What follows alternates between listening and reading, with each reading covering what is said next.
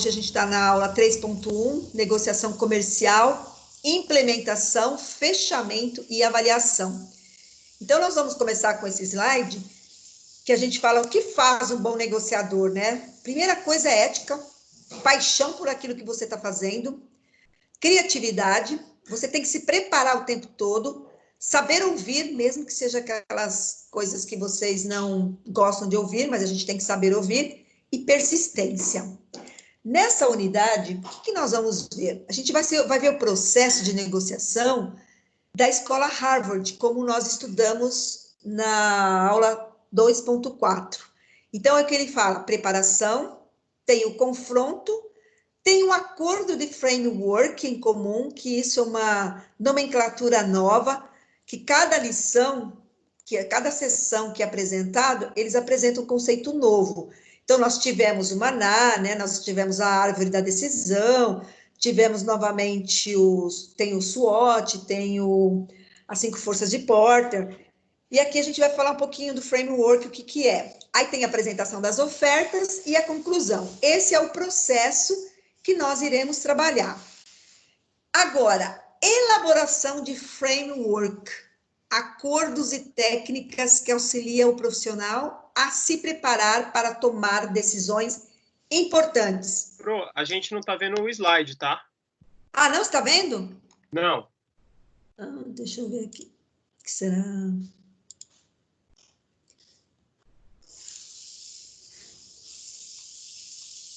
Estão vendo agora ou não? Não. Não, tá aparecendo não, professora. Ainda não. Agora sim, acho. Agora foi. Tá. Então, aqui, o segundo vocês não viram, que seria esse aqui, né? O processo da negociação, que é a preparação, o confronto, o acordo do framework, a apresentação das ofertas e a conclusão. Então, aqui nós vamos detalhar o que é framework. Uma das maneiras de sentir-se mais preparado para fechar uma negociação. Não confunda esse esboço com um acordo ou uma proposta formal, nem com maná, que nós vamos ver a diferença. Deve ter todos os seus objetivos e indicar qual seria a melhor negociação possível. Incluir seu objetivo principal e também todos os outros interesses que estão envolvidos. Então, aqui, por exemplo, leilão, né? Leilão pode ser visto como uma framework estruturada para negociação, que pode ser dividida em 3 categorias. Regras de oferta, como as ofertas serão feitas, por quem, quando e que conteúdo. Regras de acordo, quando um acordo ocorre ou que são esses acordos, quem fica com o bem. E regras de informações, disponibilidade das informações. Então, para entender melhor o que é esse framework, ele é um processo detalhado de tudo que acontece dentro de uma negociação. Então, quando você vai para um leilão, você vai fazer uma oferta, mas isso não significa que a sua oferta vai ser aceita. Você precisa ter uma estratégia para fazer o jogo dentro do leilão. Se você for muito impulsivo, você vai errar e você pode pagar um valor muito alto naquele seu produto. Então, para entender, né, o papel do framework nos estudos organizacionais, é necessário que se conceituem alguns elementos como os frameworks são utilizados como uma forma de traduzir temas complexos em formas que possam ser estudadas e analisadas. Então, particularmente, empregam-se para comunicar ideias e descobertas. Há uma ampla comunidade entre acadêmicos ou entre academias ou indústria. Então, quando você trabalha com framework, você tem que comunicar a sua ideia, suas descobertas, mas ela tem que ser numa complexidade, numa coisa muito ampla. Por isso que você tem que ter o domínio da ferramenta. Então, você vai realizar comparações entre diferentes situações e abordagens, porque numa negociação não existe a coisa, ela é dinâmica, ela não é fixa. Então, quando você usa o framework, você vai definir o domínio ou os limites de uma situação, até onde você pode chegar. Você vai descrever o contexto ou argumentar a validade de uma descoberta e suportar o desenvolvimento de procedimentos, técnicas ou métodos da ferramenta. E tudo isso vai acontecendo no decorrer da negociação. Então, destaca-se o papel dos frameworks em facilitar o entendimento e comunicação entre participantes de uma situação que possam ter diferentes perspectivas e suportam o processo de tomada de decisão e de resolução de problemas, fornecendo as categorias e representações. Então, como que é que ela funciona? O MANAC, que é sempre escolher a melhor alternativa. O framework é você, o tempo todo, trabalhar com ideias, descoberta, relatório, você vai definir o seu domínio, o seu limite da situação, você vai suportar aquilo que você está apresentando ou está negociando através de uma metodologia. Então, quando você estabelece uma metodologia para uma negociação, você vai com checklist, você vai escrevendo, você consegue fazer uma excelente negociação. Quando o framework, ele deve ter todos os seus objetivos, você não pode esquecer de nada. Quando você coloca, você vai para uma negociação e você tem um repertório de informações, isso quer dizer que você está dominando todos os objetivos que você quer atingir. E uma das maneiras de sentir-se mais preparado para fechar uma negociação é desenvolver um framework, que é uma espécie de esboço ou um panorama geral de como você pretende que seja o acordo. Comece pensando qual é o melhor acordo possível. Então, existem muitos acordos. Não vai com uma posição, uma possibilidade. A gente tem que ter uma, duas, três, ou talvez até mais. Porque na hora que você estiver negociando, sempre a pessoa do outro lado talvez esteja preparado mais do que você e você pode se perder. E fazendo framework, você consegue obter o resultado que você quer. Então, a gente também tem que incluir nesse framework todas as variáveis que você gostaria que fossem contempladas. Então, no acordo e as que você acha que a outra parte desejaria. Então, você tem que ter o quê? Trabalhar com a parte psicológica, que a gente trabalhou na aula passada, para você atingir os resultados. Se você tem isso em mãos, você consegue atingir o seu resultado. E pense na sua melhor possibilidade, mas seja realista ao refletir sobre as necessidades e as maneiras de gerar valor para a outra parte também. Não adianta você só pensar na sua parte, você tem que pensar no outro lado também. Um outro detalhe que eu acho que é importante, deixa eu ver, acho que o Nelson entrou. Uma outra parte que é importante é destacar que é preciso muita preparação e até mesmo muita conversa com a outra parte para entender quais são seus objetivos e seus valores, a fim de que você possa desenhar um framework adequado para ambos. Pensar apenas no seu lado, na realização de um framework, irá torná-lo sem utilidade. Então, ele vai explicando que o framework, ele tem que ser compatível com a outra parte com que você vai negociar. Então, essa ferramenta, ela pode ser tão detalhada quanto uma primeira versão de um acordo, uma minuta de um contrato, ou simplesmente um checklist de cada variável específica que você considera importante e que deveria ser incluída na oferta final. Lembre-se também de incluir seus objetivos no framework. Aí vocês vão me perguntar, mas framework é o que eu uso, é o checklist. Só que dentro das grandes corporações, a gente utiliza essa nomenclatura porque a grande maioria, ela é americana. E esse estudo, ele é bem antigo, é que no Brasil a gente simplifica tudo, vou fazer um checklist. Mas se você fala framework, já muda o conceito. Então, vocês conhecem, mas vocês não conhecem pelo nome.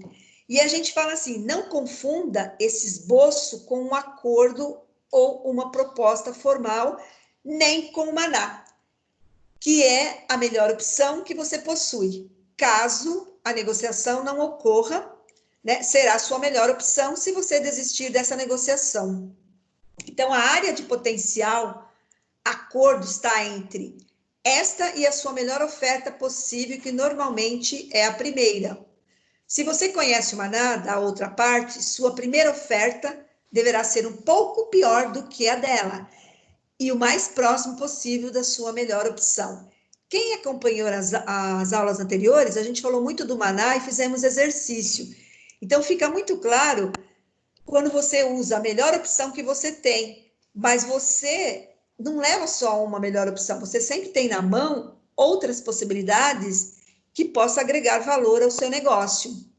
Então, precisa estar preparado antes de chegar à reunião de negociação, deve ter informação do mercado. O mercado é fantástico quando você conhece bem esse mercado, seu concorrente, da outra parte, das suas opções, das suas alternativas e da outra parte, dos interesses que ela tem, entre outras informações que vocês vão adquirindo no decorrer de uma negociação. Então, muitas vezes, esse profissional, ele conhece apenas o preço máximo ou mínimo que está disposto a pagar, sem objetivos específicos, opções que podem adicionar ao acordo e informações da posição da outra parte.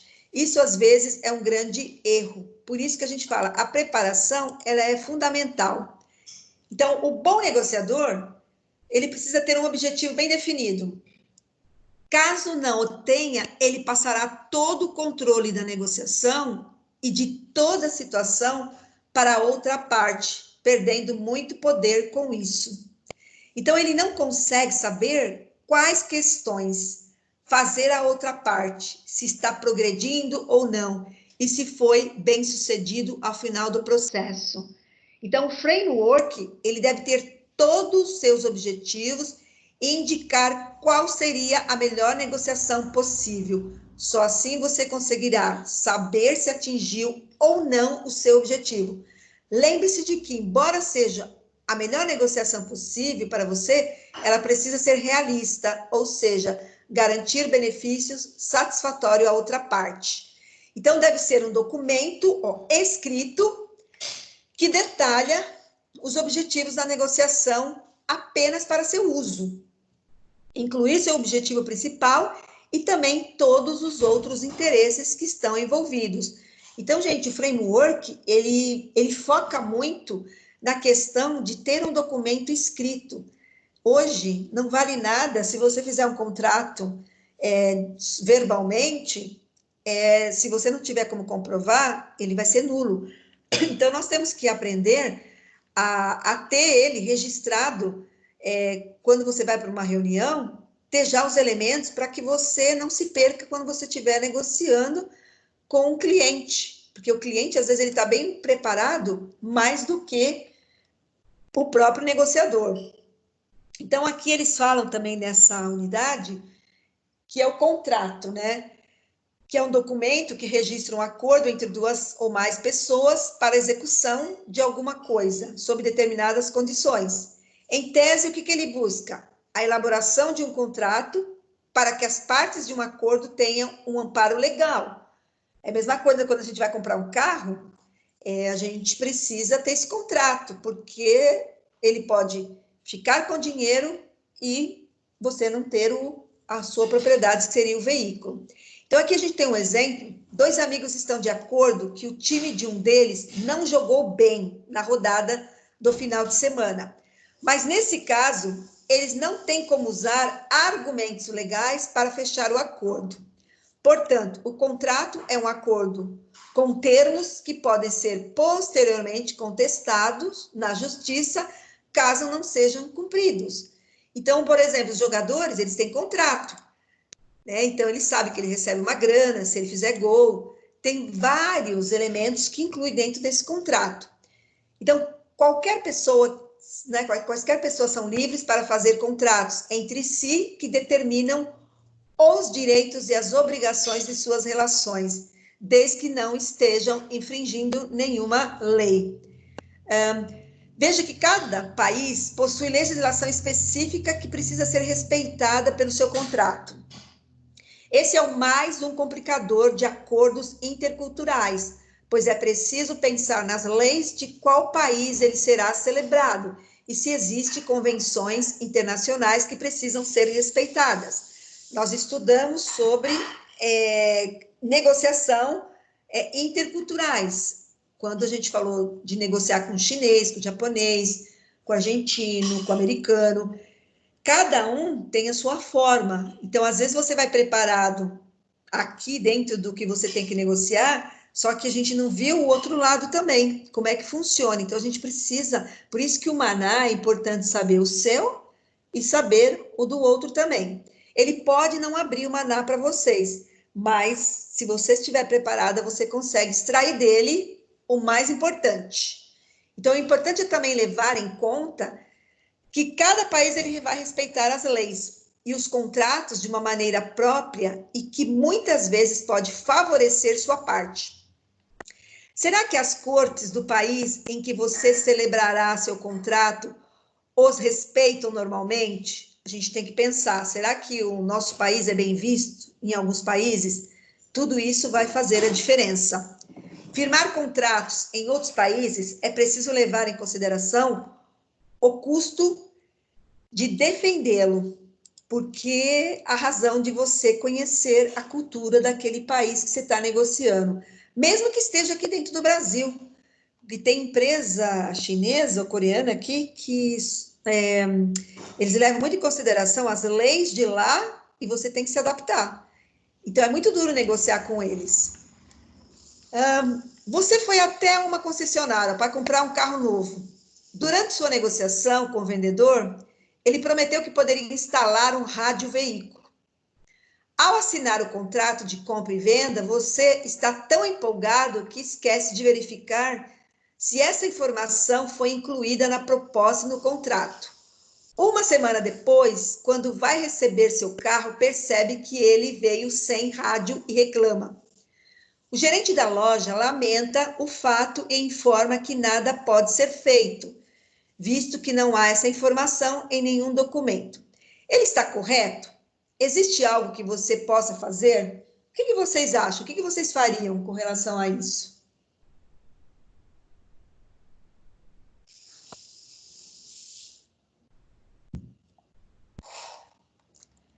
Oi, vocês têm uma... O que vocês acham que poderia ser feito? Professora, em alguns lugares eles têm alguns protocolos, né, que verificam junto com o cliente de que se todos esses itens estavam certos, né? Nesse caso, se tem um documento, esse problema facilmente ele pode ser resolvido, né? Se tiver no documento. E se ele falou que ia colocar e não colocou no documento e você não percebeu?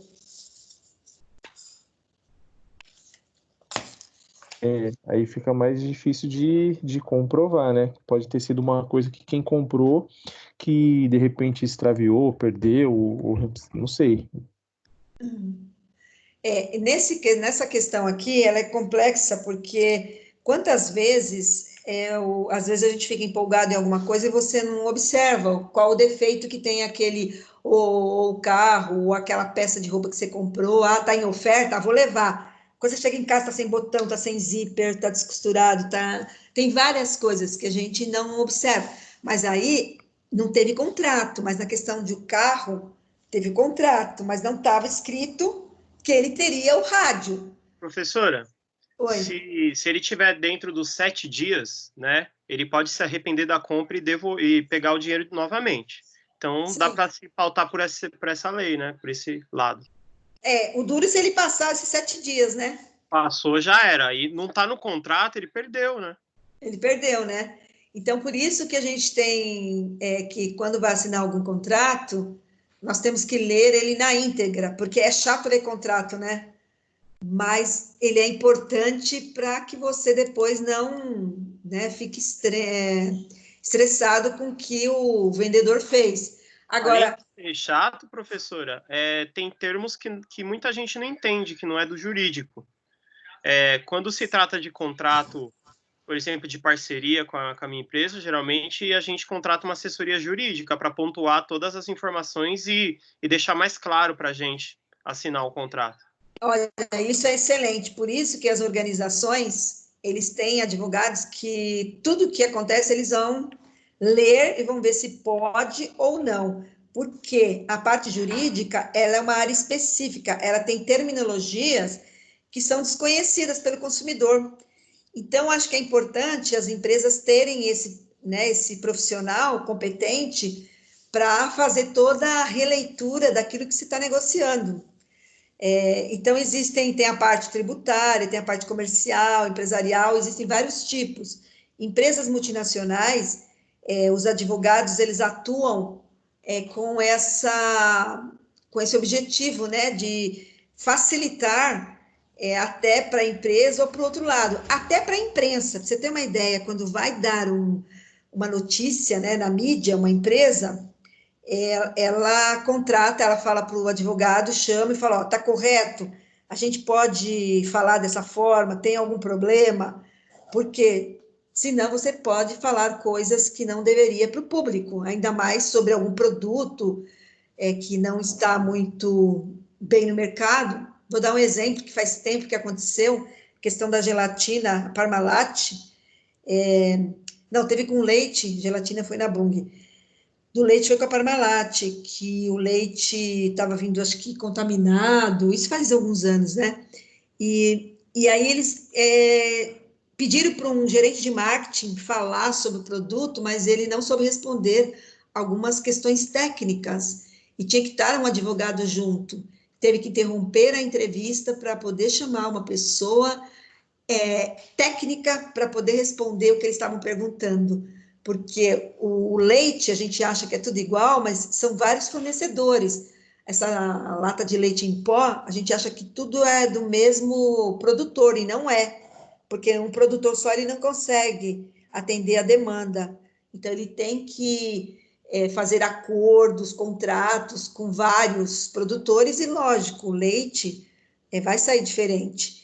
E deu um problema lá de infecção, e o problema foi a parte técnica, né? Foi a questão de higiene mesmo, né? Que deu maior discussão. Foi naquela época que tinha os bonequinhos da Parmalat, que cantava, né, na televisão, e todas as crianças queriam que a mãe comprasse aquele leite para poder ganhar o bonequinho, né? Era uma campanha que eles faziam. E naquela época foi cancelado. Eu acho que foi em 2000 que aconteceu isso. Já faz uns 20 anos já. Mas eu nunca esqueço que deu muita discussão lá sobre esse assunto, né? Então, por isso que a preparação, ela é fundamental.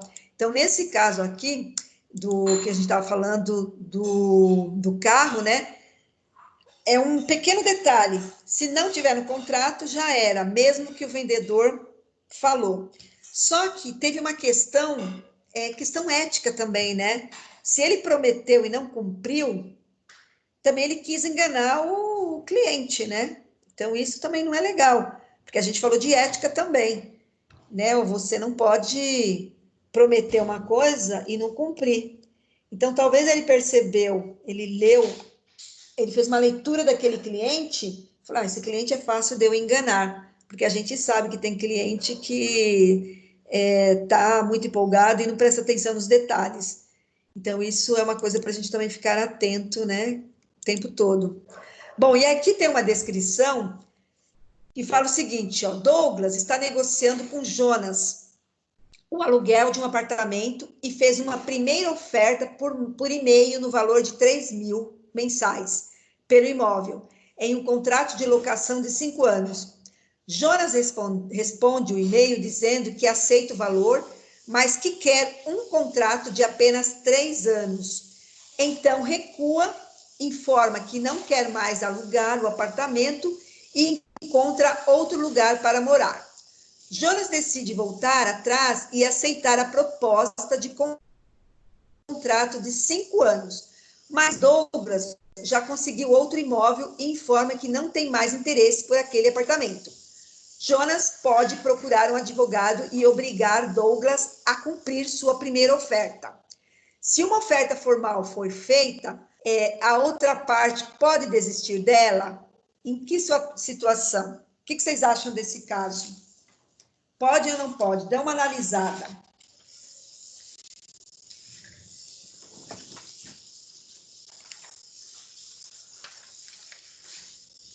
Peraí, ainda não teve um contrato formal, é isso? Aqui ele fala o seguinte, não, ó, ele está negociando. Certo. Faz uma primeira oferta por e-mail.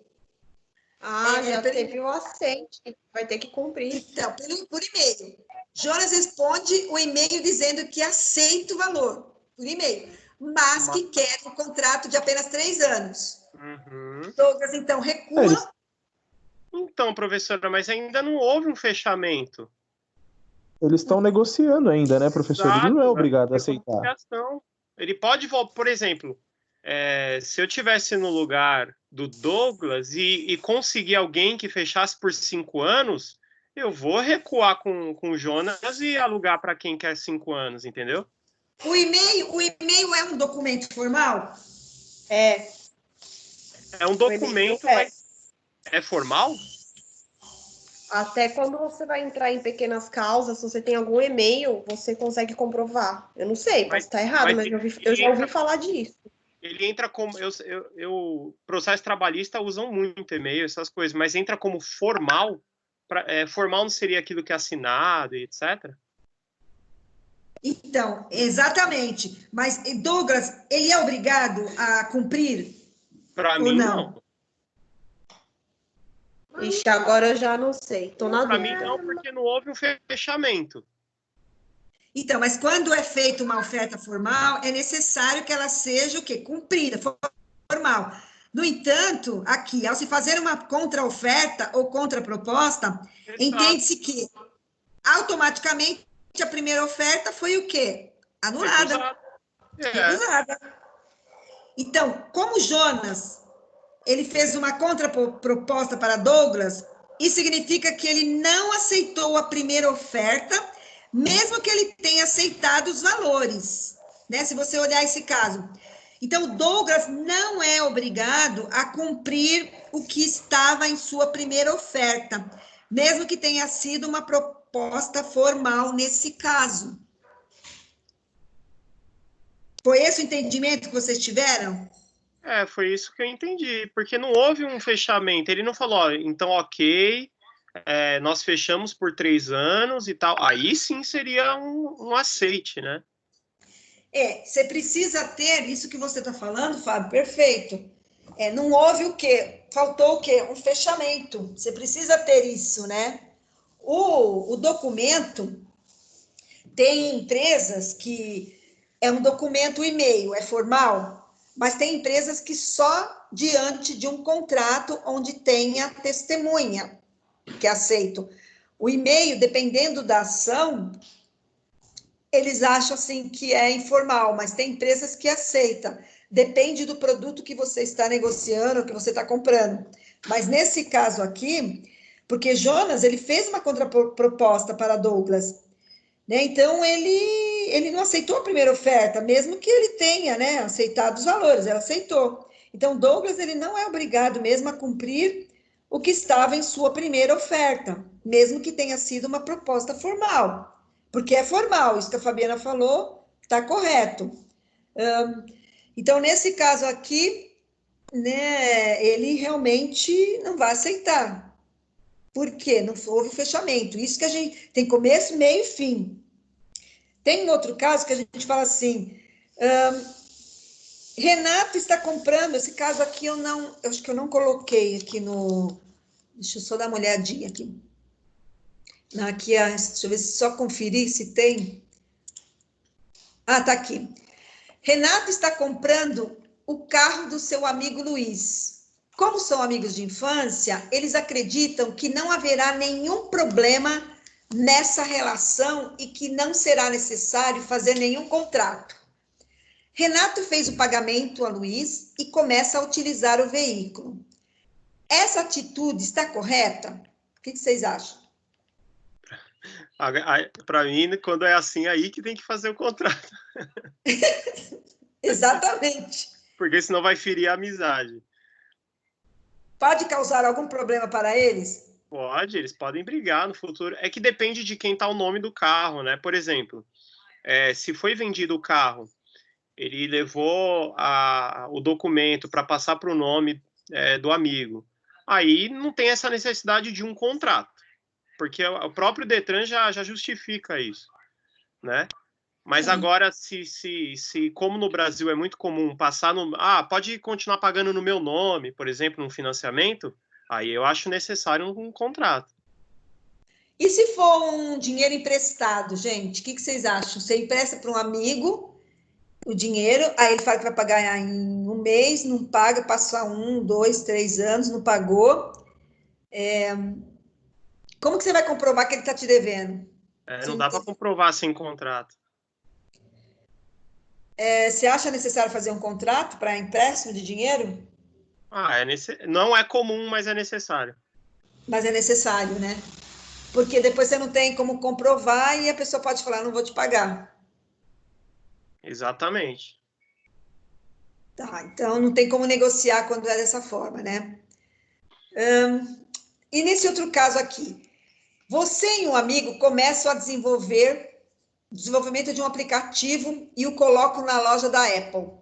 Para facilitar os trâmites burocráticos, todas as contas são criadas em nome do seu amigo. Logo, o aplicativo torna-se um sucesso. Ele diz que criou tudo sozinho e não quer mais pagar sua parte nos lucros. Tudo que restou a você foi uma folha com as letras dos dois em que elaboravam juntos a ideia inicial e o modelo do negócio da empresa. Na situação anterior, não existe um contrato formal entre as partes, né? Como você pode reagir a essa situação?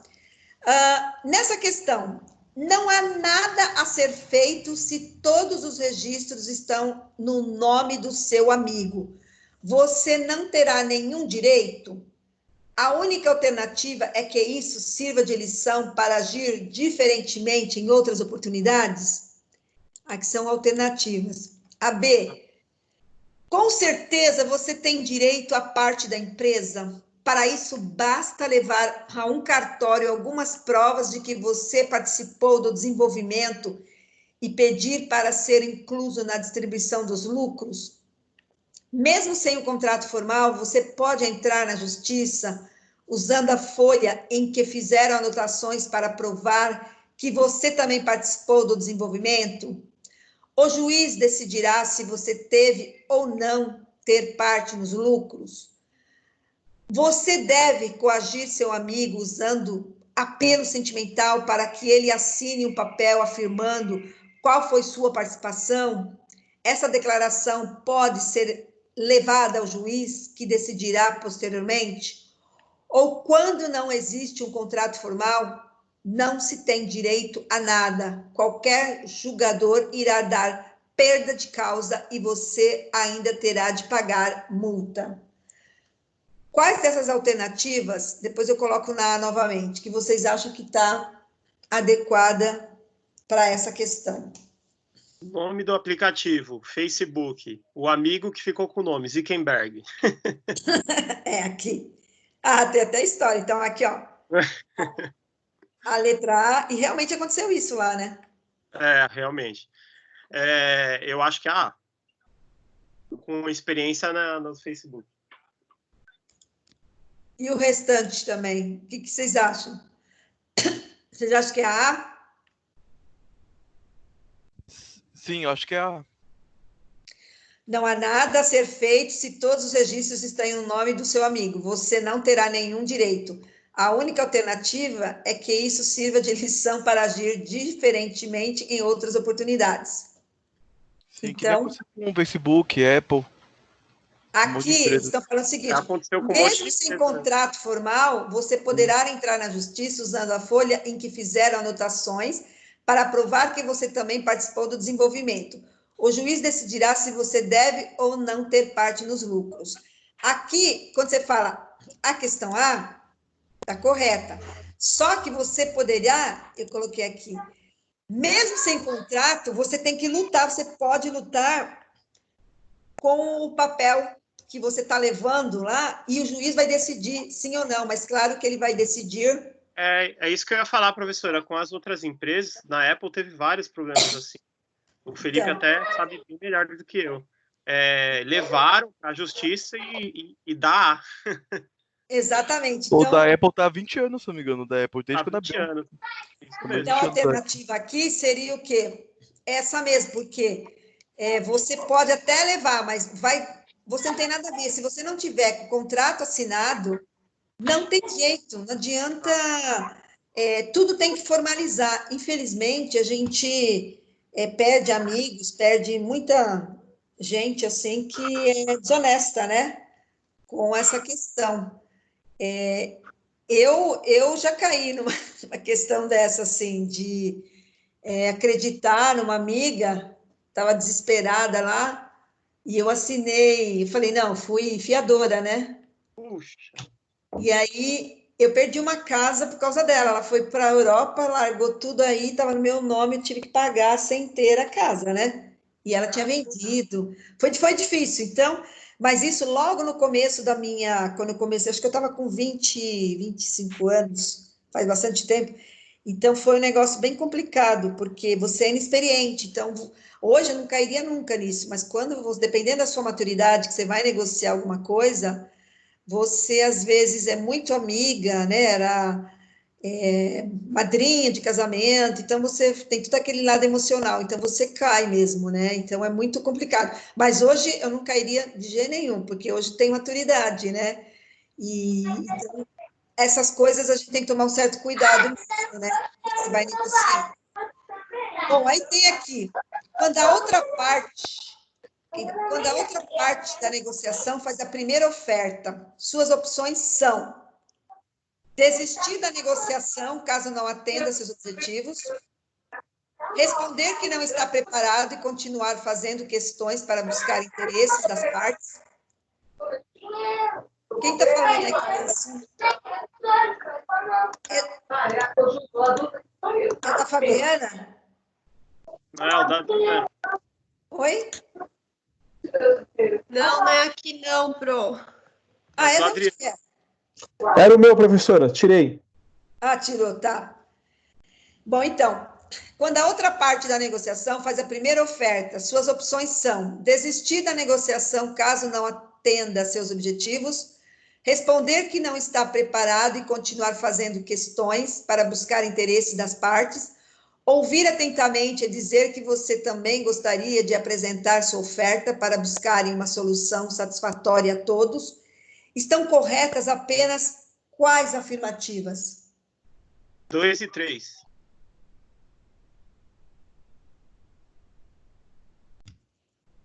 Não respondeu rápido, hein? Fui eu. Então, foi o Fábio? Isso. Todo mundo concorda ou não? Sim. Essa tá. Acho que sim, 1 e professora. 2. Gente, desistir da negociação caso não atenda seus objetivos. E responder que não está preparado e continuar fazendo questões para buscar interesse da outra parte. Nossa, ouvir atentamente dizer que você também gostaria de apresentar oferta, tá errado? Então, aqui, gente, tem uma questão. Quando a outra parte da negociação faz a primeira oferta, suas opções são. Quando você olha aqui, de cara, você já fala a 2 e a 3, né? A 2 não, a 2 e a 3 que vocês falaram. Desistir da negociação caso não atenda seus objetivos.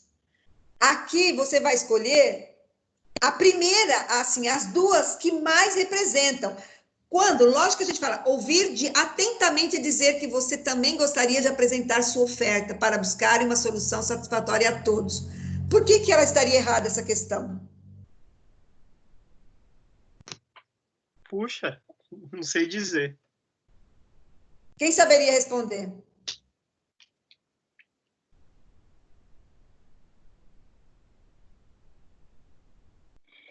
Não sei, professora.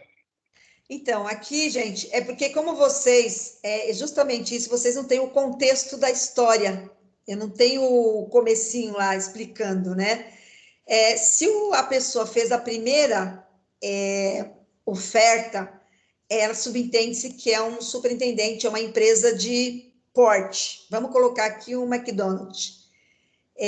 Então, quando ele fez a primeira oferta, ele é o seguinte, ele ele é radical naquilo que ele está colocando. Então, ele não quer ouvir, porque se ficasse só esse enunciado aqui, está correto quem falou que é a 2 e a 3.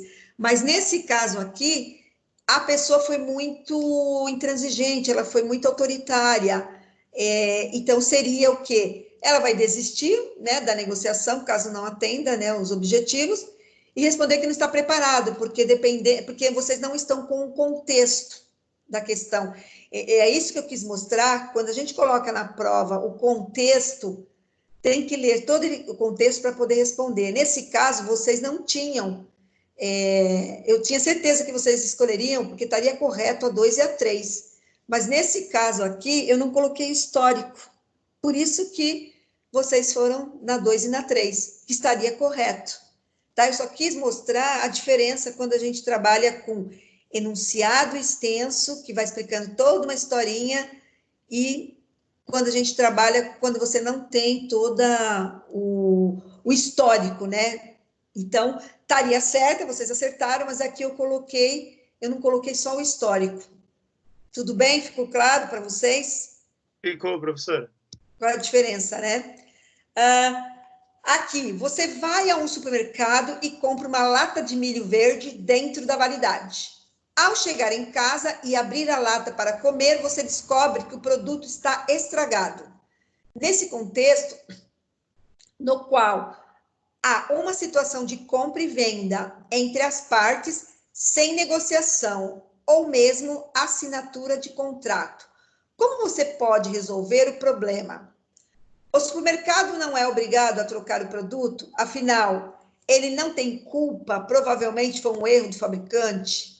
O supermercado não é obrigado a trocar o produto porque vocês não assinaram um contrato formal de compra e venda. O supermercado deve trocar o produto para manter a satisfação do cliente, mas não é obrigado a fazê-lo. Deverá ser consultado o contrato padrão de compra e venda entre o supermercado e clientes, afixado sempre no local visível da loja. Ou o supermercado é obrigado a trocar o produto, pois existe um contrato de compra e venda com algumas garantias pré-estabelecidas em leis pelas partes. Então, professora, aí entra se o produto é perecível ou não, por exemplo. Se o produto não for perecível, aí eu coloco a C. Se o produto for perecível e houve má manipulação do mercado, etc., aí ele é obrigado a trocar, porque senão é um erro dele, mesmo que ele não tenha fabricado. Por exemplo, frios, carne, etc. Então, considerando no geral aí, eu vou nascer.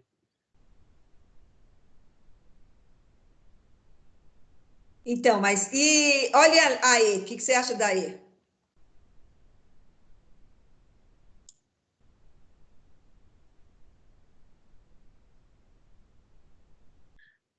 Então, mas não depende do produto?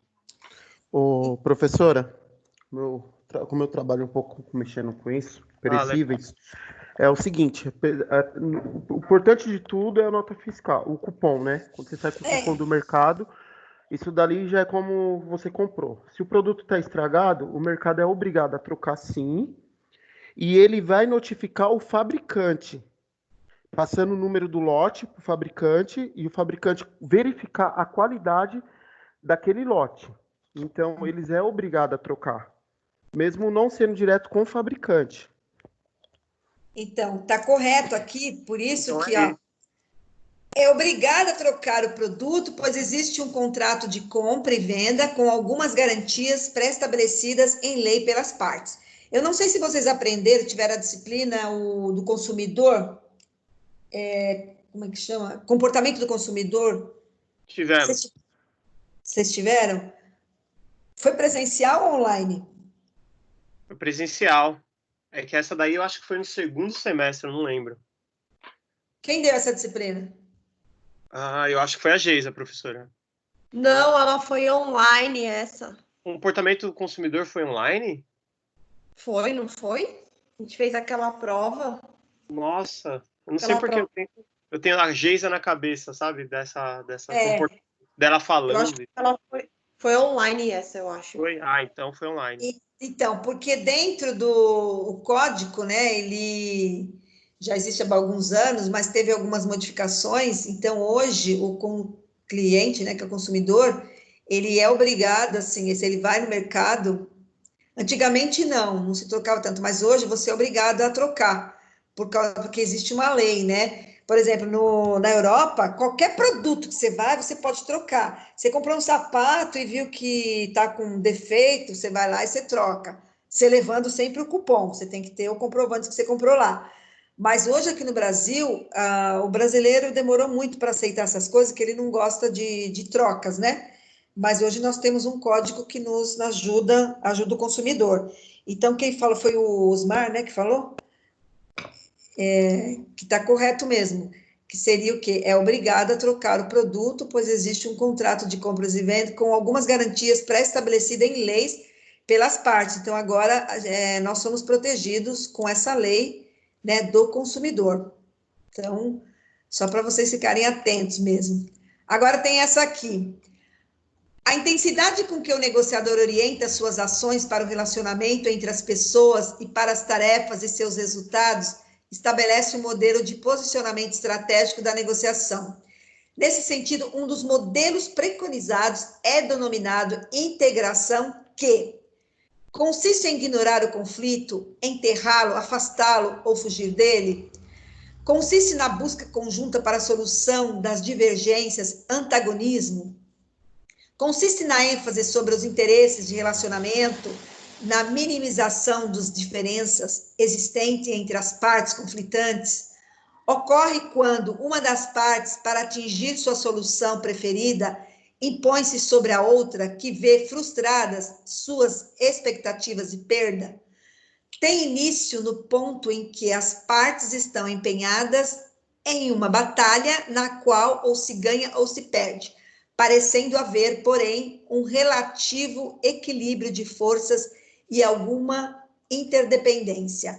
Qual das alternativas está correta?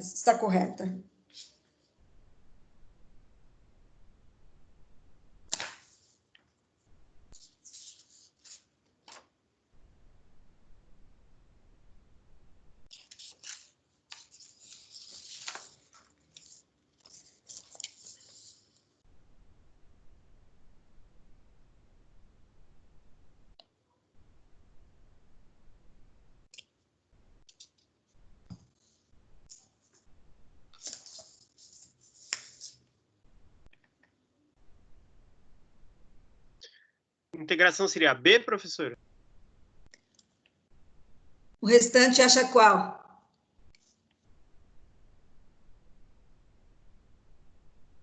Mas aqui parece que estou em dúvida, né? Eu falei arriscando em dúvida.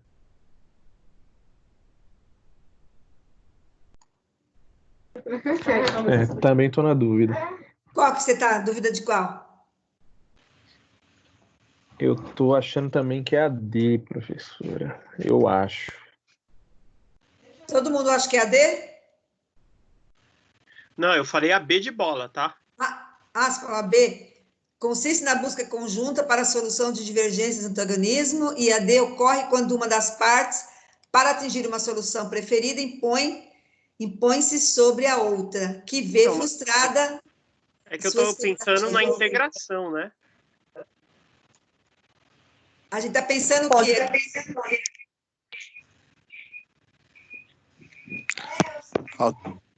Não, pera, deixa eu mudar aqui. Aqui, gente, quando você vê, qual que é importante aqui do enunciado, que vocês acham? Vamos lá, vamos fazer uma interpretação. A intensidade com que o negociador orienta suas ações para o relacionamento entre pessoas e para as tarefas, pessoas e tarefas. E seus resultados estabelece um modelo de posicionamento estratégico. Nesse sentido, um dos modelos preconizados é denominado integração. Então, a gente vai se basear o quê? Estou me baseando aí. Relacionamento. Pode ser a C. E aqui já tem divergência. Então, tem a B e a C, que vocês estão na dúvida. Vamos entrar no consenso aqui. Qual que vocês acham que está mais correta aqui? Vamos... Eu separei. A B. A B, A porque a B C ela usa o tem termo ênfase conjunto no para soluções. relacionamento. É isso que eu pensei. Quando eu li integração, eu fui direto na B, por causa que ele vai resolver os problemas, as divergências, né? Exatamente. Ela fala em busca conjunta, tem a ver com integração. Então, aqui, gente, é a B de bola mesmo, tá correto. Então, isso que a gente... Eu vou fazer uma pergunta para vocês. Quais são as habilidades essenciais dos negociadores? Vocês lembram qual?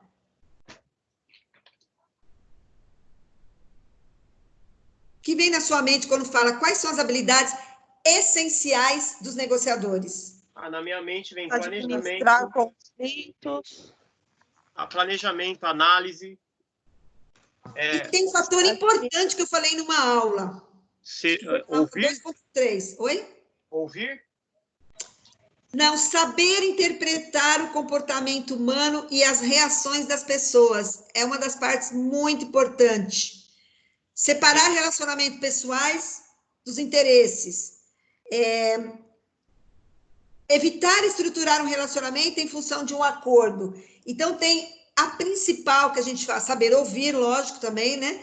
Mas interpretar o comportamento daquela pessoa, que se você está negociando. Então, essa aqui seria uma habilidade essencial do negociador. Tem uma também que a gente falou da parte psicológica. Vocês lembram? Qual que vocês lembram?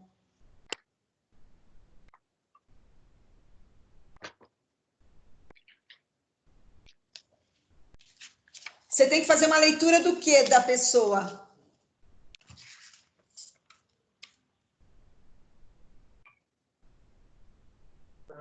Deixa eu lembrar.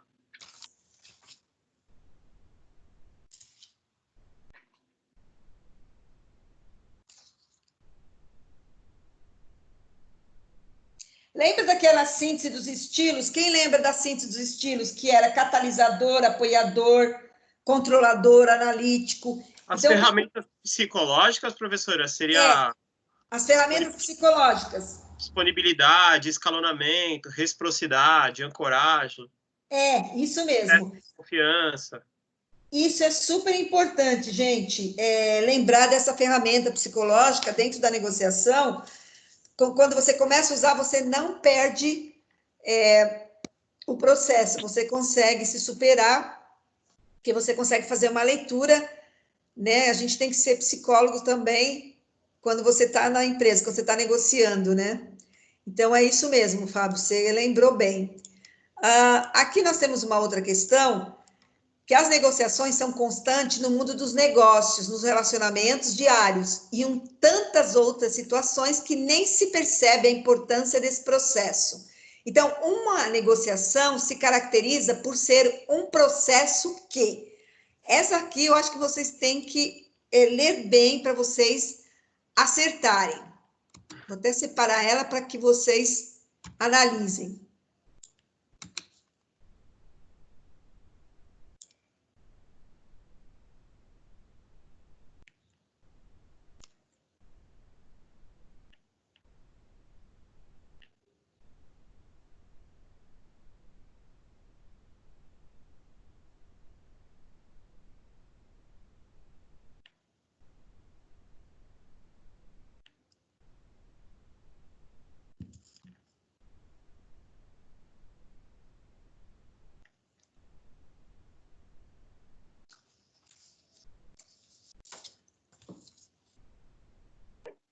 Eu acho que é a C, né, professora? Acho que é a C. E o restante também concorda?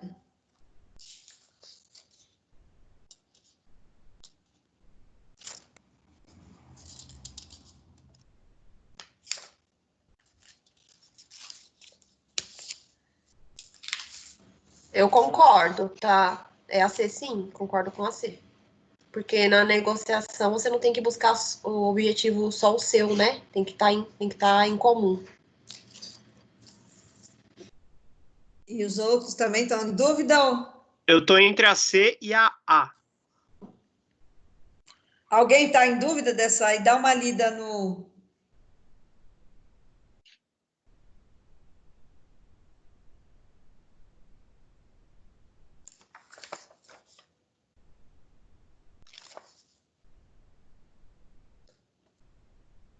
Eu estou entre a C e a A, professor. C e A. Os outros ainda não tá em dúvida, né? O Felipe, o Bruno. Qual vocês acham?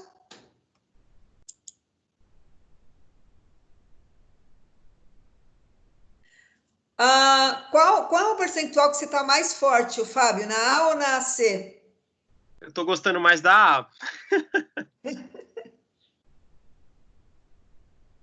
Porque essa parte de deve conduzir um acordo me chama mais atenção, que proporcione resultados que atendam aos interesses das duas partes. Isso mesmo. Então, me chama atenção a A. A resposta é A.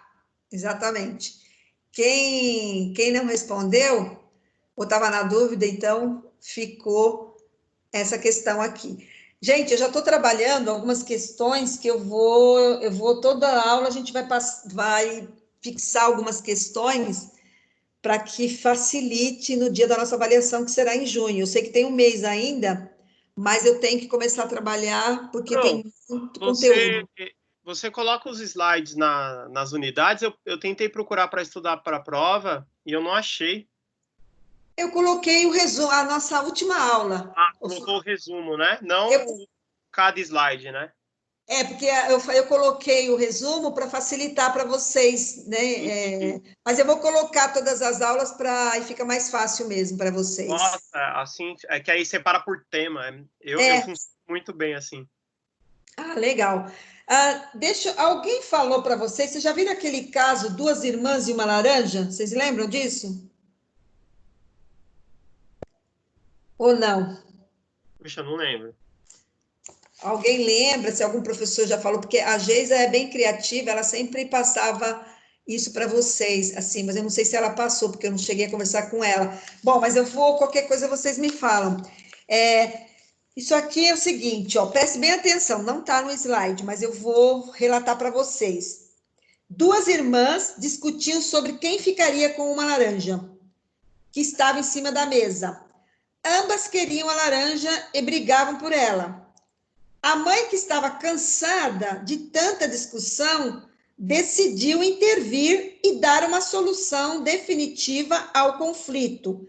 Pegou a laranja e a partiu ao meio, dando metade para cada uma. Vocês acham que essa negociação dela ter feito isso, porque as duas estavam brigando, para acabar com o conflito, resolveu? Eu acho que a professora falou sobre isso, professora. Mas vocês lembram? Não, eu lembrei que dividir as 2 laranjas não seria o ideal na negociação, né? Porque uma só queria fazer um suco, a outra queria usar casca, uma coisa assim, né? Então, uma das irmãs pegou a sua metade e descascou. Pegou a casca para assar um bolo e jogou a fruta fora. A outra irmã também pegou sua metade, descascou, comeu toda a polpa e jogou a casca no lixo. Qual a conclusão que a gente chega? O que faltou nesse caso aqui? Entender o que as 2 irmãs queriam fazer com a laranja. Exatamente. Quando você sabe, na realidade, nenhuma das 2 precisava da laranja inteira. Apenas uma queria uma parte desta e a mãe tomou uma decisão que, sem dúvida, não foi a que melhor poderia satisfazer ambas, né? Então, qual a conclusão que a gente chega com essa metáfora? É que é necessário conhecer, né, o interesse das partes para tomar a melhor decisão. Quando você conhece os interesses das partes, você consegue tomar a melhor decisão. E, às vezes, você não enxerga, porque a mãe não estava, ela só estava ouvindo, ela não estava dentro do processo. Mas as 2 poderiam... Faltou o que aí nesse processo da negociação? As irmãs exporem as suas necessidades, o que elas queriam fazer. Então, mas como que chama a palavra? É uma palavra só. Faltou diálogo, conversa. Diálogo. Comunicação. Comunicação, que é uma das partes principais dentro da negociação. Se você não sabe se comunicar adequadamente, você perde. Então, a gente tem que ter propriedade na hora que você está falando, na hora que você está conversando com a pessoa. E aí você tem que ter os argumentos. Eu vou dar uma... Eu sei que eu não gostaria de falar de política, mas eu gostaria que vocês analisassem duas coisas que ocorreram. Quando o Moro, na sexta-feira, leu aquele papel, fazendo todo aquele histórico, ele leu o papel, ele não olhou em nenhum momento, ele olhou para a plateia. O que significa isso?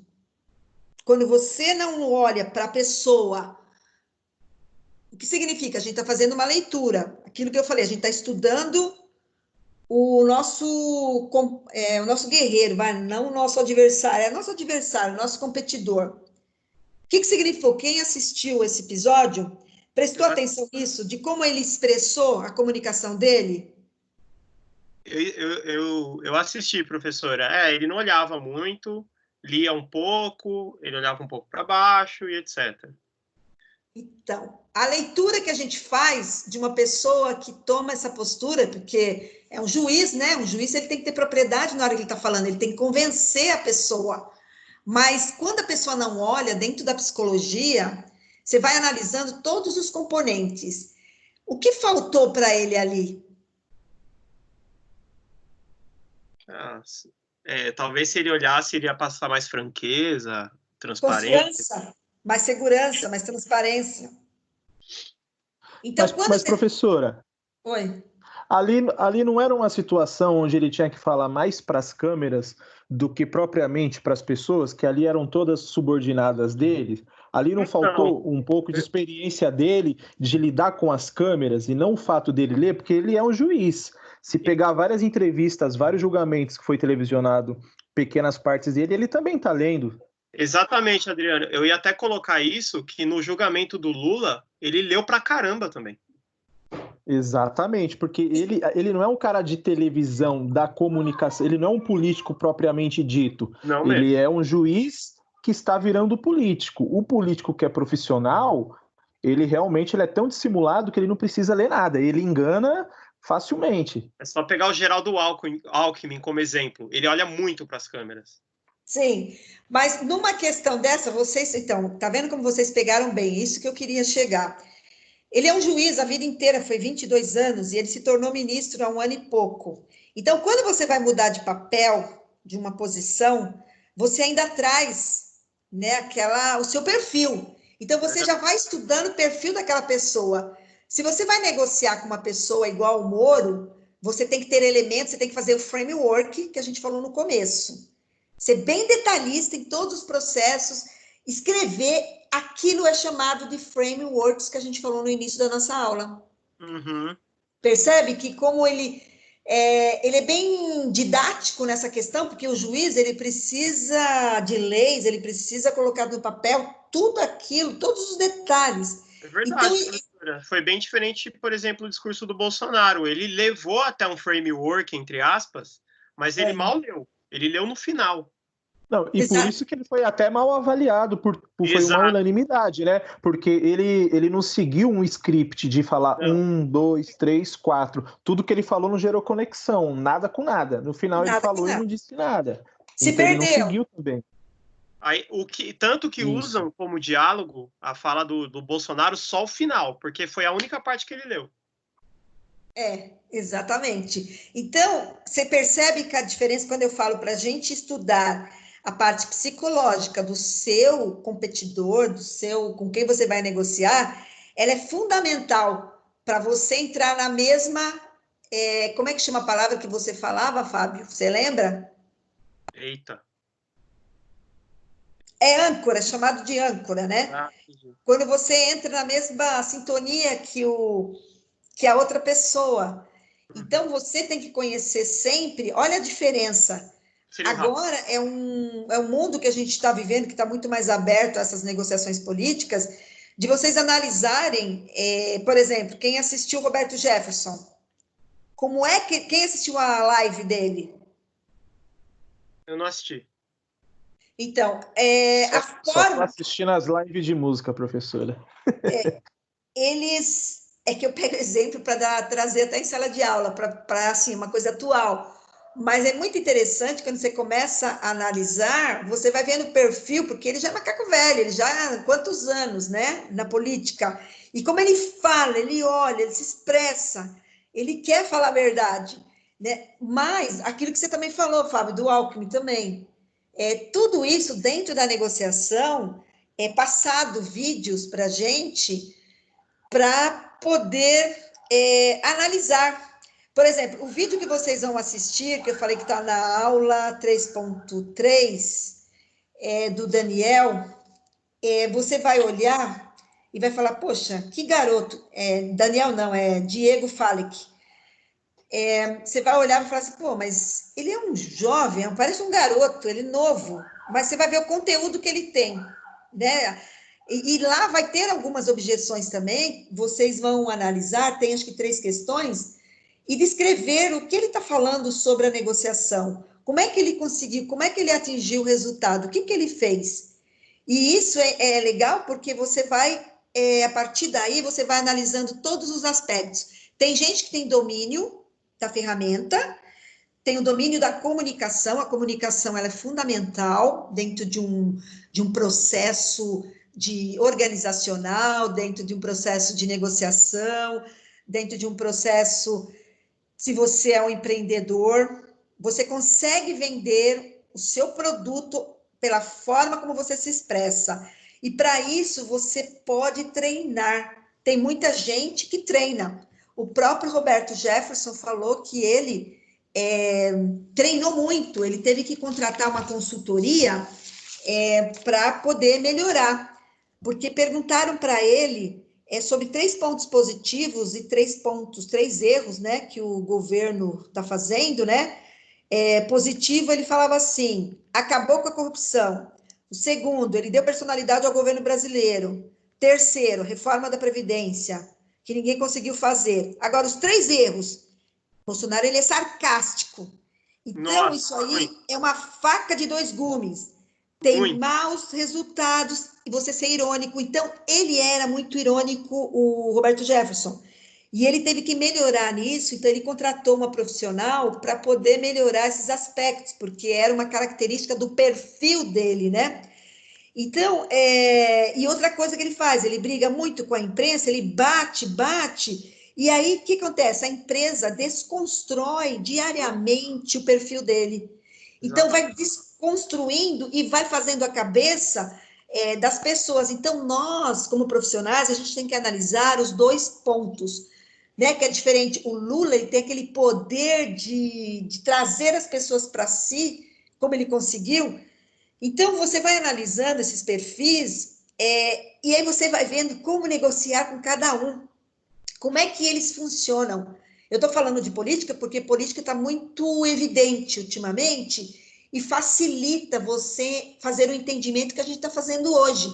O Lula também era um que falava sem papel, mas ele tinha um pouco de dom, que o Bolsonaro, ele não fala direito, ele não fala bem, ele não é articulado, ele não é assim, o jogo dele, né? Ele não tem jogo de cintura, que é diferente. Ele é despreparado, né, professora? É a mesma coisa de colocar eu hoje na presidência de uma Nestlé, de uma P&G. Eu não tenho preparo para isso, eu vou fazer besteira. A mesma coisa ele. Ele não tinha preparo para estar lá. E ele fala mal pra caramba. O Roberto Jefferson tem que dar o cartão de visita lá da consultoria pro Bolsonaro para ver se ele melhora um pouco, viu? Porque ele afasta demais, né? Fica aquele conflito, essa guerra aí, que fica um extremo alimentando o outro, né? É ruim isso.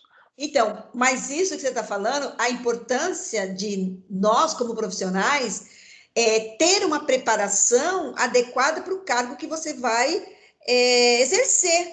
Então, a gente tem que estar preparado, assim, um pouco para tudo. Por exemplo, vocês vão se formar, mas vocês precisam estudar um pouco mais. Em que sentido? É o tempo todo, porque o mundo está tão dinâmico. Não adianta falar, agora eu me formei e vou esquecer. Não, vocês têm que continuar lendo livros, que nem os livros que eu indiquei para vocês. Isso vai assim, aumentar o repertório de vocês. O Vila sempre fala, a gente aprende, não é na escola, a gente recebe uma semente, vai despertando, a sementinha é jogada, mas quem vai compor o seu repertório é você. Você tem que fazer uma análise geral, por isso que a leitura é importante, ela contribui para o seu crescimento intelectual, né, e sua gestão do conhecimento. Quando você está preparado, as pessoas percebem, não, esse aqui está preparado, ele domina, ele tem postura, né, a forma de falar, de se expressar. Mesmo o Moro, que estudou na Universidade de Harvard, ele não tem o domínio, assim, da comunicação. Ele fala aquela fala mansa, aquele jeito dele, diferente do Manetta, que ele tem força, energia na voz dele. Ele passa credibilidade, mesmo que ele está falando errado, mas o Hitler era assim, né? Ele tinha um poder de comunicação.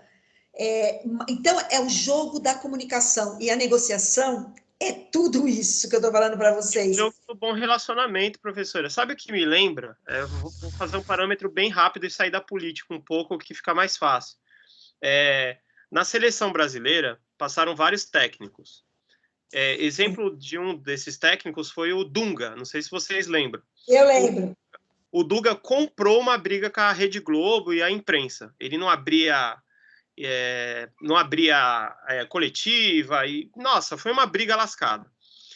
E se for ver bem, o Dunga ele tem números muito maiores do que o Tite, por exemplo. Mas ninguém critica tanto o Tite, lógico que é criticado, quanto criticou o Dunga. A mídia bateu muito no Dunga. Então, o que acontece hoje com o Bolsonaro e etc., parte é isso. Comprar uma briga com a imprensa desnecessária.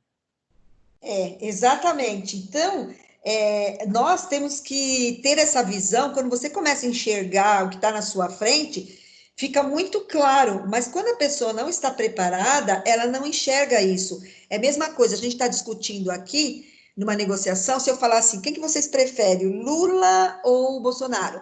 Aí cada um vai ter um posicionamento. E tem gente que vai falar assim, gente, eu não quero falar, porque aí a pessoa começa a alterar a voz, ela se perde, então ela não consegue ter uma comunicação, uma negociação consistente, linear, porque mexe com o emocional dela. E na negociação é a mesma coisa. Se você deixar se invadir pelo emocional, você não consegue fazer um fechamento de vendas, uma negociação. Então, como é importante você conhecer o seu adversário, o seu competidor, e conhecer você também. Até que ponto você consegue manter uma conversa no nível de excelência, né, com as pessoas que você está envolvidas. Mesmo na faculdade, nos trabalhos, nos projetos que vocês têm que apresentar, às vezes você vê que um colega não fez nada, e ele quer que coloque o nome dele. E você lê, para não perder a amizade, você fala, eu coloco, você lê, mas você percebe que ele está despreparado, né, que ele não consegue segurar a bucha se ele tiver que fazer sozinho. Então, o professor, às vezes, ele percebe isso, mas nem sempre você pode interferir, porque é uma decisão do grupo de manter ele ou não. Né? Quando eu vejo isso, a nota sempre é menor. Então, porque eu falo, eu vou fazer uma avaliação individual de cada um. Eu já aviso, mas a senhora não avisou, a gente está fazendo em grupo, a senhora não sabe se eu trabalhei ou não com esse grupo. Aí eu falei, mas eu não preciso de elementos. Por isso que em sala de aula eu vejo essa ação, se estão trabalhando ou não. Eu consigo enxergar isso, mas dentro desse processo de negociação, a gente tem que ser muito conciso, objetivo, entender um pouco de tudo. Por isso que vocês tiveram um pouco da parte da psicologia lá, né, das ferramentas, que foi na aula 2.3, 2.4, para ajudar, porque vocês mesmos falaram, olha, eu até sei disso, eu conheço, mas eu não sabia que era com esses nomes, que é dado dentro da área acadêmica, dentro da área corporativa maior, dentro quem trabalha na empresa multinacional, no corporativo, eles usam todas essas nomenclaturas, mas a parte de baixo, que seria o promotor, vendas, às vezes não sabe, né, que a gente usa esses nomes, por exemplo, Key Account, né, todo mundo usa, a grande maioria usa, mas tem gente que fala, são clientes especiais, Key Account, mas a empresa, na hora da reunião lá corporativa, a gente apresenta lá e tá lá, Key Account. Mas por quê? É um outro linguajar. E nem sempre o pessoal, né, da linha, os subordinados, conhece isso. Quando você estuda, você começa a conhecer, mas se você tá lá, faz muito bem seu trabalho, você vai ficar desatualizado, porque tem muitas nomenclaturas novas no mercado, que está surgindo e vai surgir outras, né? Então, o nosso objetivo aqui de fazer esse estudo é abrir um pouco, né, a mente, né, de cada um de nós, o tempo todo. Por isso que eu assisto várias coisas, eu participo das reuniões corporativas dentro da empresa, porque eu trabalho no corporativo, mas já trabalhei na linha de baixo, então eu sei como é que funciona. Então, agora, quando eu trago alguns exemplos, é para que os alunos comecem a abrir a mente mesmo, né, para novas realidades, para novas coisas que estão surgindo e que irão surgir. Vão aparecer novas coisas. Quem lê o livro do Harari, o Sapiens, foi um livro muito falado, né, famoso, lá explica tudo. Ele escreveu o Homo Deus, o Sapiens e as 24 questões sobre a liderança, que esse aí é mais tranquilo de ler. Os outros dois, ele é mais histórico, né? Dá um embasamento melhor para vocês. Mas, se vocês quiserem conhecer um pouco Noah Harari, vale a pena. Ele tem várias entrevistas no Google, e tem também na Roda Viva, que ele esteve o ano passado, falando de grandes mudanças. Ele fala de negociação, ele fala de liderança. Ele é um professor israelense, naturalizado, ele está nos Estados Unidos, mas é uma pessoa que estudou muito. O livro dele é fantástico, então abre novos horizontes. Isso é para vocês, depois que vocês se formarem, começarem a buscar repertório, porque vocês são muito bons, vocês são muito inteligentes, têm muita sabedoria, mas às vezes não têm argumentos, dependendo do assunto, se for discutir com vocês. É que agora, infelizmente, né, que era a minha proposta, que eu ia levar vocês lá na padaria, eu ia puxar um assunto com vocês, mas como eu acho que não vai dar para terminar o semestre indo nos bares lá da faculdade, qual que era a proposta? Eu ia puxar vários assuntos sobre a área de marketing, para ver o que cada um domina, o que cada um sabe e qual o repertório que cada um tem. Quando você começa a puxar isso, você começa a entender um pouco mais aquele aluno, se ele tem uma expansão da mente ou se ele está um pouco limitado. Então, isso agora é para que vocês pensem, cada um individualmente, como é que vocês estão? Como é que vocês querem estar daqui para frente com profissionais do futuro, né? E quando você fala que é o tema justamente da nossa aula, né, que seria a parte de negociação, implementação e fechamento, fica muito claro, né? E quando a gente for tocar nos assuntos de mediação, arbitragem, que também é um novo ramo, né, da própria negociação, isso ajuda realmente a estabelecer uma base conceitual interessante e bem positiva para a carreira de vocês.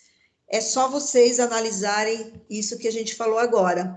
Eu acho que fica claro, né? Não sei, o que vocês perceberam, assim, disso que a gente está falando hoje? Vocês entenderam o processo? Sim, sim. Sim, deu para entender bem. Principalmente o framework, deu para entender a diferença do maná, né? Isso. Eu até escrevi aqui no caderno, porque dá para confundir com maná um pouquinho. Dá para confundir, sim, mas assim, é bem diferente, porque... É bem diferente. É que o maná é a melhor opção. O framework, ele faz um checklist de tudo que eu tenho. De tudo que você tem, de todos os objetivos que você quer alcançar. Sim, dizendo, né? Então, a gente tem que ser por escrito, né? O tempo todo, para você não se perder nas suas comunicações, naquilo que você quer realmente... Professora. Oi? Eu tive uma dúvida, que fiquei um pouco confusa no framework. O leilão, ele é um tipo de framework, certo? Que a senhora deu exemplo lá. E uma licitação, ela é considerada um tipo de framework também? Aqueles editais? Sim. Ou não? Então, acho que eu entendi. É isso mesmo, licitação também é considerada, assim, é um framework. Então, você percebe que é bem interessante quando você começa a estudar negociação, você vai se aprofundando e cada vez mais você vai extraindo elementos que vai aumentando a sua base de conhecimento, né? Aonde você pode ver os exemplos? A gente vai trazer mais exemplos, né? Que nem eu trouxe aqui. E na feira, o que acontece? Como que é os contratos na feira? Aqui eu coloquei, você tem que ter oportunidade, você vai analisar o mercado, você vai ter uma estratégia de vendas, geração de contatos, você vai ter priorização de clientes, primeiro contato, dar continuidade e vai fazer a gestão do cliente. Na prática, como é que funciona preparando um acordo e contratos para quem vai ter uma banca na feira? Porque é uma negociação comercial. Como que a gente faria essa implementação até o fechamento? Vocês conseguem ter uma visão?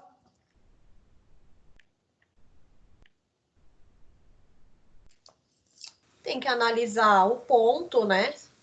O ponto, ele vai pagar, o ferista ele vai pagar pelo espaço, pelo ponto, né? Pelo ponto, é.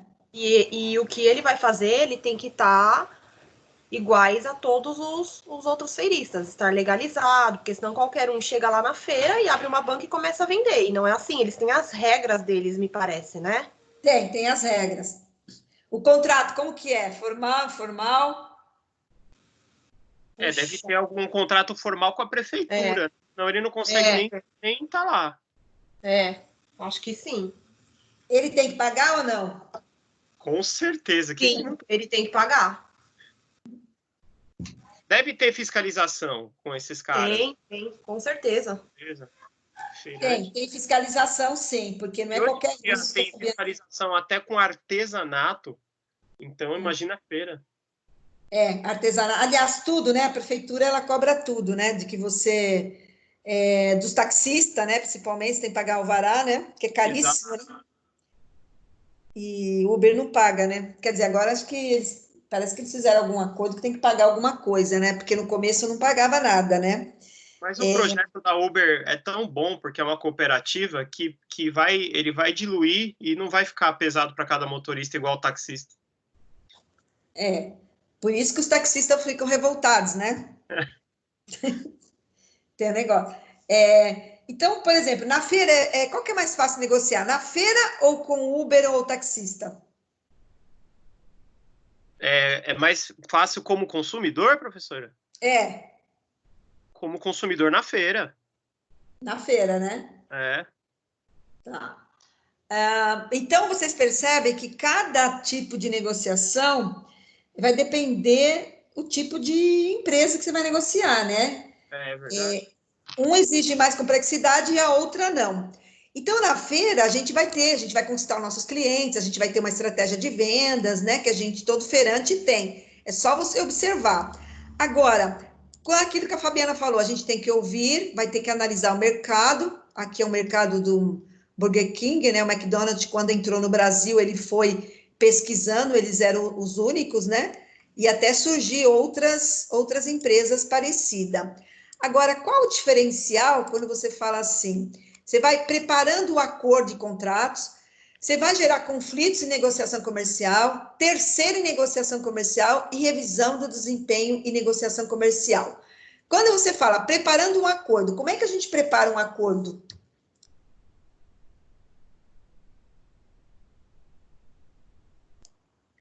Quando a gente trabalha em empresa, quando você é empreendedor, é diferente quando você trabalha numa empresa. Como é que você vai entrar num acordo com o cliente para comprar o seu produto? O que você faz?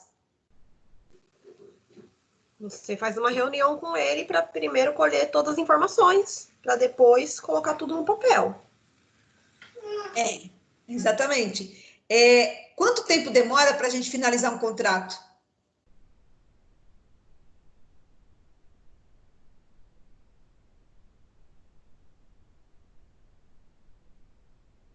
Vocês têm ideia de quanto tempo a gente demora?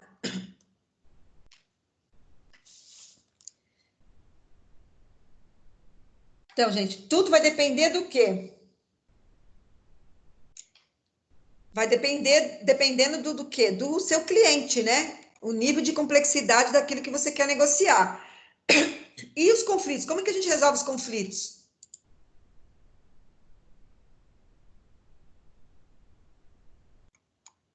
Vocês estão me ouvindo? Sim.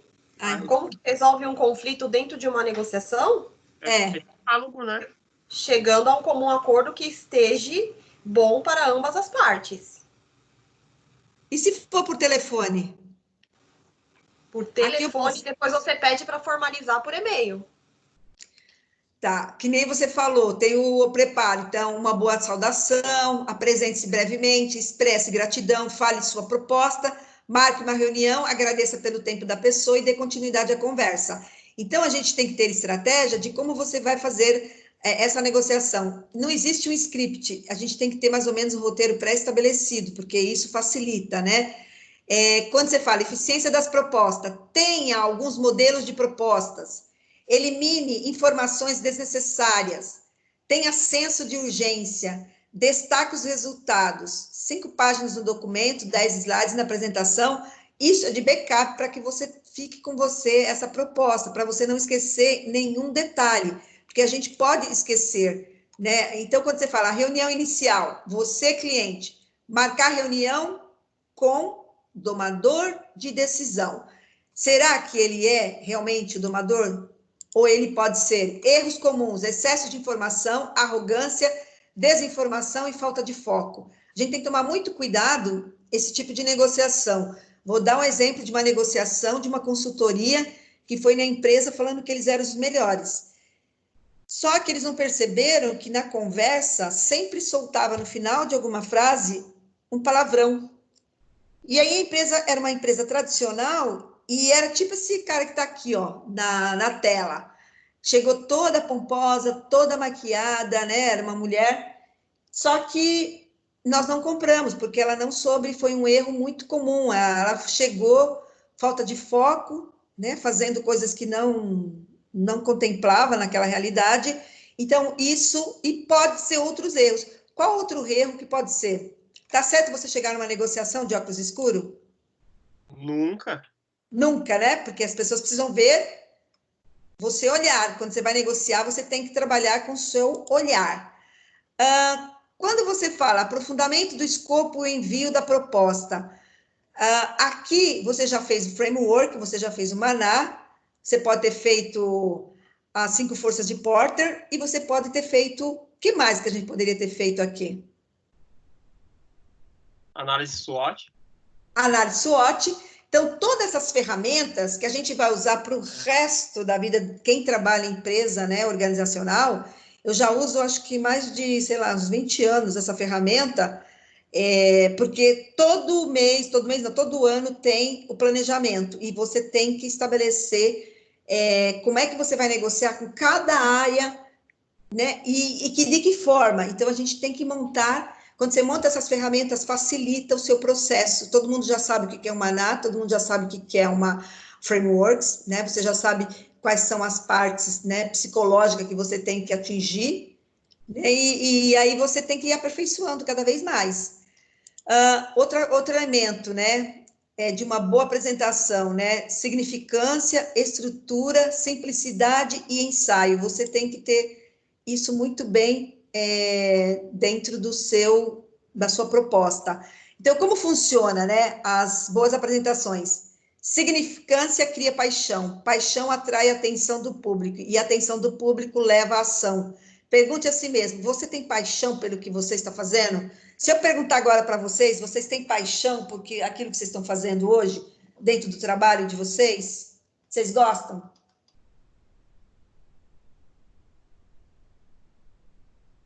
Puxa, professora, eu perdi a pergunta, desculpa, viu?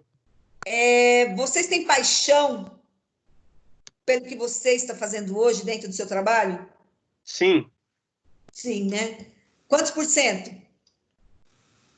Eu vou colocar 95, porque eu acredito que eu posso me aprofundar mais ainda no empreendedorismo para tirar mais disso. Exatamente. E o restante? Sim. Sim, também. Quantos por cento? Eu me identifico com a área comercial, sempre me identifiquei. Sim, professora. Você também, o Adriano, o Felipe. O Felipe não falou ainda. O Osmar. O Bruno. Alô. Oi, Bruno. Não, Osmar. É o Osmar que está falando. Osmar. Isso. Você tem paixão resposta pelo que sim. você... Oi? Sim, também. Eu trabalho na área que eu quero. Aí já tô dentro do meu objetivo já. Já está dentro do objetivo. Isso é legal. Sabe por quê? Quando você trabalha com paixão naquilo que você gosta, você consegue se realizar profissionalmente e você sempre acha que você pode melhorar. Aquilo que o Fábio falou, vou colocar 95, 97, porque a gente tem sempre que lapidar, a gente tem que transformar num brilhante, né? Numa a pedra mais preciosa. Qual a pedra mais preciosa que vocês acham que é para vocês? É uma pedra brilhante? O que é mais importante? Acho que no questão do trabalho, do que você realiza, exatamente. acho que satisfação, né? Quando você se sente satisfeito de estar fazendo o trabalho. Nem só na questão financeira, mas na questão de realização.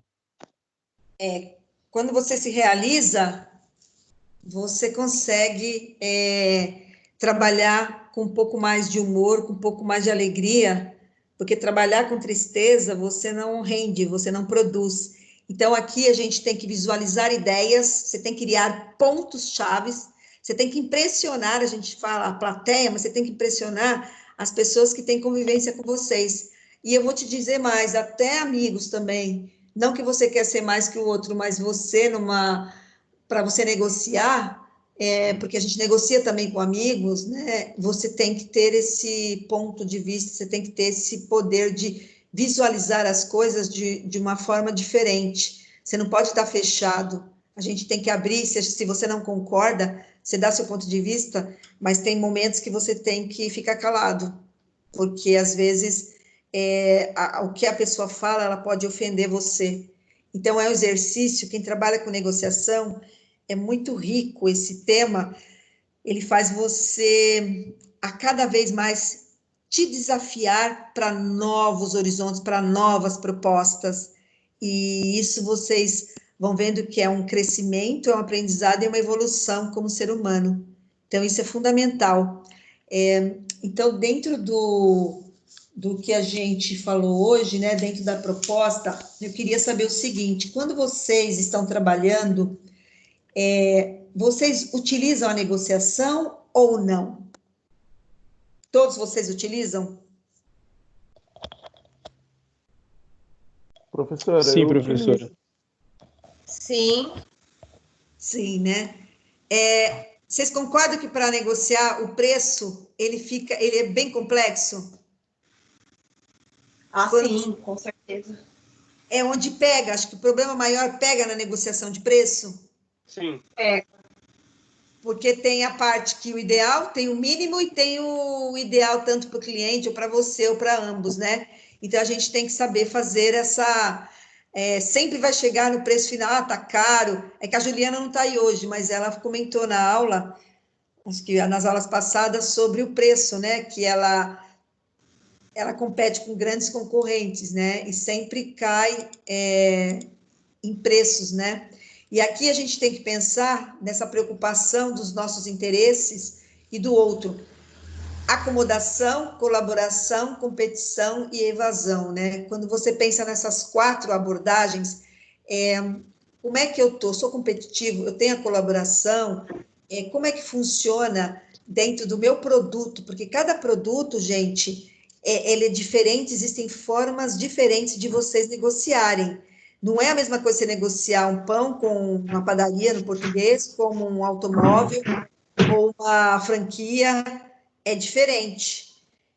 Então, essa questão aqui, que nós temos que estar sempre em mente, né? O que eu quero, né? Quais são as táticas, né, de colaboração, por exemplo? Você conhece bem o seu produto? Você sabe o objetivo? Você faz perguntas, você ouve, né, as respostas, seja específico, apresente alternativas, não force a venda, faça concessões. Então, seria uma tática de colaboração que a gente tem que ter. E aí, quando você vai aqui, frases famosas, estamos com vários projetos quase fechados. Tem gente que vive falando isso, mas não fecha nada. Minha mãe conhece alguém da empresa, ninguém concorre com o nosso produto. Nosso projeto é mais barato porque somos júniores. estou esperando o cliente me responder. Então, isso dentro de uma negociação, sempre você vai ouvir. Não sei se vocês já ouviram isso, né? E você pode estar pensando, boa ideia, vamos fazer um projeto interno sobre isso, boa, já vou começar e procurar um treinamento CRM. Vocês aprenderam CRM? Sim, professora. Sim, ótimo, então. Isso não funciona na minha empresa, né? Já falo para os meus gerentes para montar uma planilha. Isso pode entrar no planejamento para o ano que vem. Esse ano estamos cheios de coisas. Assim que acabar nossa reestruturação, faremos esse tipo de captação. Então, dentro da negociação, ela dá margem para vários outros elementos que vão surgindo, né? E aqui, quando a gente fala assim, esteja preparado, entregue soluções, seja persistente e vai vender. Porque tudo depende, o seu faturamento, todas as empresas, se não vender, não terá faturamento. E para isso você tem que estar preparado para você negociar o seu preço, o seu valor. Como trabalhar hoje, no momento que muitas empresas estão abaixando seus custos, né? Hoje a Heloísa, não, como que ela chama? Da Magazine Luiza, a Luiza, ela falou que ela teve que preparar os vendedores que não estavam preparados para vender online. Então, a pessoa física, ela pôs para treinamento online e as pessoas que já estavam acostumadas com online, estavam vendendo online. Então, ela fez uma mescla, né? Aproveitou esse isolamento para desenvolver e treinar, sem mandar embora as pessoas. E ela teve que achar uma solução bem precisa para esse momento, que ela tem mais de não sei quantas mil lojas aí espalhadas, e ela queria o quê? Que todos os empresários não demitissem. Então, ela fez um grupo de empresários, vamos reduzir a jornada de trabalho, mas nós vamos manter os funcionários em ou férias, ou em treinamento, ou trabalhando para que alcançasse os resultados. Então, ela teve que fazer uma negociação com os funcionários. E uma pergunta que eu vou fazer para vocês: vocês abaixariam o seu salário nesse momento? Que tipo de negociação você faria com o seu chefe para reduzir a sua jornada de trabalho? Professora. Sim, né? Vocês têm essa flexibilidade? Todos teriam ou não? Por nossa parte ou por parte da empresa? Não, por sua parte. Se eu enxergasse que fosse necessário para o bem da empresa, é isso, professora? Para o bem da empresa. Se eu visse que... Porque, assim, às vezes a gente pensa só na gente, e isso acaba também nos afetando. Então, se você enxerga que isso vai ser um bem para que a empresa se mantenha e mantenha todos os colaboradores, sim. Mas de como um acordo, né? Uma redução justa, talvez. Eu acho que, então, aí teria que ter... Estando bem, todo mundo fica bem, né? Então, por isso que tem que saber o quê? Negociar mesmo nessa questão de salário, redução de jornada. Quando você fala de negociação, você tem que ter em mente que tudo pode ser negociado.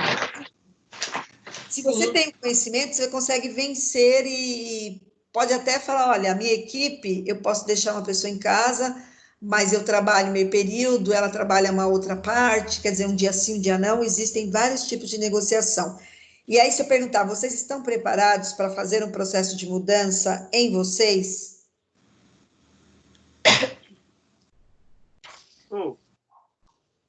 Acho que a mudança, pelo menos agora, com isso do corona, ela já está sendo inevitável, né, professora? Exato. Eu acho que a gente está aprendendo muita coisa, porque não adianta a gente ser radical, né? Sim, sim. Então, tudo isso é quando você vai implementar, você vai fechar e você vai fazer uma avaliação de tudo aquilo que você fez. Se a gente fizer uma avaliação geral de tudo, desde quando começou janeiro, né? Nós começamos as aulas em fevereiro, né? Até agora. Qual avaliação precisa que você faz sobre o seu processo de aprendizado?